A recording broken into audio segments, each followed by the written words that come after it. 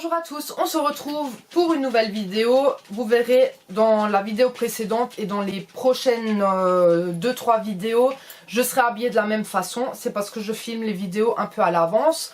Comme ça, j'ai du stock et vous avez de quoi regarder.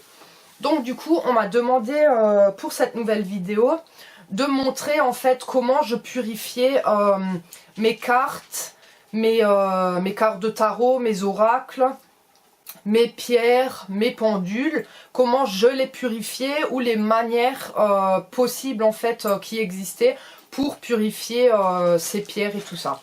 Donc du coup, que ce soit des pendules en pierre, que ce soit des pendules, si j'arrive à l'ouvrir, que ce soit des pendules en laiton, que ce soit des pendules en bois ou n'importe. Il y a une façon, en fait, on va dire déjà dans le bon sens, que ce soit pierre, pendule ou carte, vous avez plusieurs façons de les purifier. Donc vous pouvez les purifier en les posant sur un rebord de fenêtre lors d'une pleine lune. Donc vous profitez de la pleine lune pour purifier vos objets. Donc vous pouvez les étaler sur un rebord de fenêtre, ou si vous avez une table au bord de la fenêtre, c'est encore mieux si vous avez beaucoup de choses. Étalez ces choses-là justement en face de la pleine lune. Vous laissez tout ça le soir jusqu'au lendemain matin. Vous rangez tout, c'est bouclé et voilà, les choses, vos objets, vos pierres, vos cartes et tout ça sont purifiés. Après, pour les recharger, vous les laissez à la lumière du soleil. Hein. Donc le soleil, tout simplement, recharge vos pierres, vos cartes, vos pendules. Donc voilà, ça c'est déjà la première manière. La deuxième façon que vous avez, c'est si vous avez des pierres, des pendules, vous pouvez les passer sous l'eau courante en fait. Et vous passez vos pierres et vos pendules en dessous. C'est peut-être pas conseillé avec certaines pierres, peut-être pas non plus avec certains pendules. Donc du coup, pour ça, vous avez justement la purification par fumigation, c'est-à-dire par la fumée. Et du coup, c'est pas n'importe quoi comme fumée qu'on peut utiliser pour purifier ces pierres et pour purifier que ce soit les cartes, les pendules et tout ça. Vous pouvez utiliser en fait déjà de l'encens. Donc de l'encens du style cône. Donc ça c'est des cônes de Nag Champa. En fait le Nag Champa ça a les mêmes propriétés. C'est les chiens, je suis désolée. Ils ont les mêmes propriétés en fait que la sauge blanche. Sauf que ça sent beaucoup moins fort et du coup ça fait moins mal au crâne quoi. Donc vous l'avez comme ça et en bâtonnet. Maintenant j'ai pas pris les bâtonnets, ils sont encore dans l'armoire. Voilà, donc comme ça ou en bâtonnet. Donc vous les allumez, vous passez vos pierres par-dessus, vos cartes, vos pendules et tout ça pour les purifier.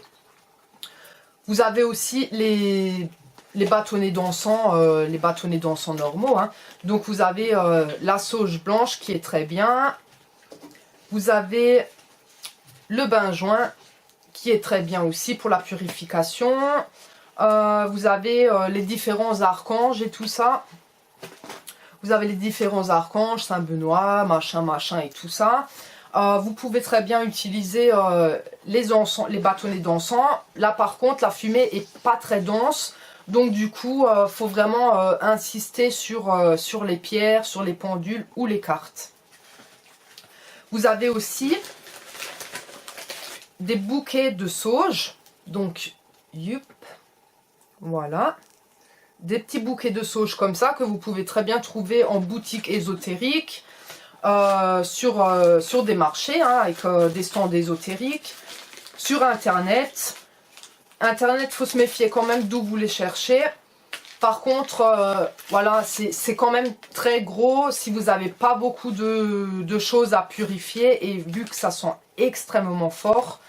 Voilà, vous avez aussi la possibilité d'acheter des sachets de feuilles de sauge blanche séchées que vous pouvez prendre, mettre dans une petite coupelle et les faire brûler comme ça. Donc là du coup vous pouvez mieux dosé que les bouquets. Ensuite, autre manière de fumigation aussi, c'est le bois sacré. Donc voilà, ça sent très bon. Donc du coup, en fait, ce bois-là, il suffit de l'allumer. Donc voilà, il en dégage la fumée. Et cette fumée-là, elle est purificatrice. Donc du coup, vous pouvez très bien purifier vos pierres, vos cartes, vos pendules. Je crois que c'est pendules que j'ai pas dit. Donc du coup, voilà, c'est peu importe la manière dont vous purifiez vos objets. L'important, c'est que vous y mettez en fait toutes les bonnes énergies, les bonnes intentions, que vous demandez à ce que, par exemple, vos cartes soient purifiées, qu'elles soient nettoyées de toute énergie négative, remplacées par des énergies positives et tout. Il faut vraiment le visualiser et vraiment y mettre toutes vos bonnes intentions, quoi. Donc, voilà pour cette petite vidéo de purification, les différents moyens de purification. On va pas polémiquer dans les commentaires, parce que je sais très bien que avec tout le monde qu'il y a, on n'est pas forcément d'accord les uns avec les autres. On a tous nos manières de faire. Ça, je vous explique mes façons de faire. Donc du coup, voilà, je vous explique tout simplement ma manière de procéder. Que ça plaise ou que ça ne plaise pas, c'est ma façon de faire, c'est avec celle que je me sens le mieux. Donc du coup, voilà. Donc je vous dis à une prochaine vidéo, je vous fais plein de gros bisous et portez-vous bien.